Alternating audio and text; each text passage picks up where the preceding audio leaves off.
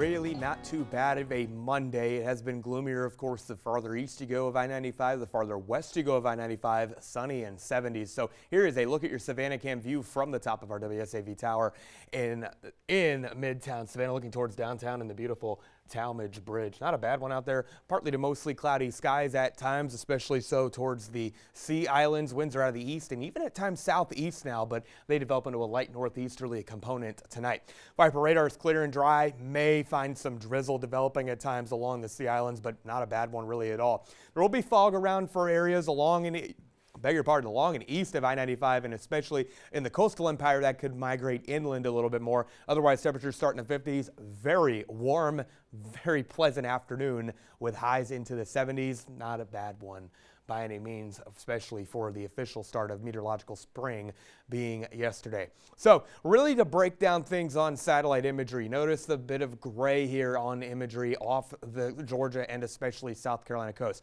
Low clouds and fog from northeasterly flow. That northeasterly flow is pretty much a really good example of how a pattern could work here. When high pressure is situated across the northeast, you get a wedge of cooler air east of the Appalachians. That's why Charlotte and even at times Columbia is a bit cooler than us.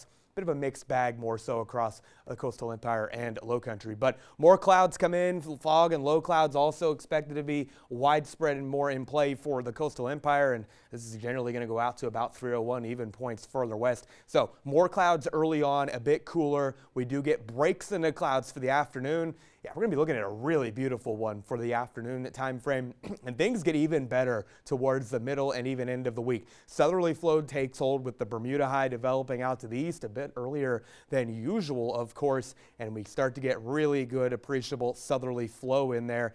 Outside of maybe some difficulties right along the immediate coast there. Spotty showers are in play, but rain chances are not appreciable. We get some pretty meaningful clearing of the skies as we get later on. So for tonight, a much milder one compared to at least the cooler couple of mornings we've had. Coastal fog is going to certainly be in play, especially right along the immediate coast and more so for the Georgia side and the coastal empire moving inland. But otherwise, northeast winds of 5 to 10 miles per hour rather, pick up to about 10 to 15 and out of the southeast for your Tuesday afternoon. A bit cooler on the Sea Islands, a bit cooler east of I-95, but we're going to have highs in the upper 70s for areas like Jeff Davis, Appling, and Bacon County.